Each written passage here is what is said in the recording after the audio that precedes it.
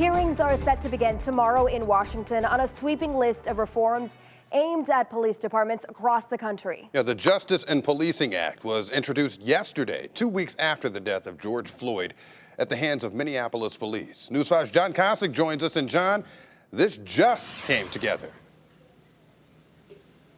Yeah, literally Saturday is when the outline of the proposal was first circulated around Congress. The reason why, though, it was able to come together so quickly is that most of these proposals are pretty much ones that have been put forth and studied before. In the days after the death of George Floyd, Columbus area Congresswoman Joyce Beatty told News 5 it wasn't time to convene another panel, create a task force, or issue another white paper. You know, there's already a blueprint. We have studied this to death, and so I think we just have to go into action to show that we are willing to make a change. The change came this week in the form of the 134-page Justice in Policing Act, a sweeping set of reforms that would, among other things, ban chokeholds, create a national registry of police misconduct, and make it easier to prosecute an officer. It would also end racial profiling and no-knock warrants. In a video put together by House Democrats and the Congressional Black Caucus, 12-year-old Tamir Rice was fatally shot by a Cleveland police officer.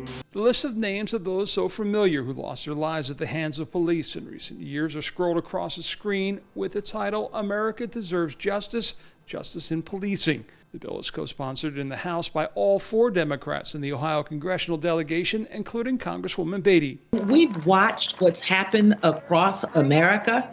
This has been a long time coming. Today, we're breathing for George Floyd.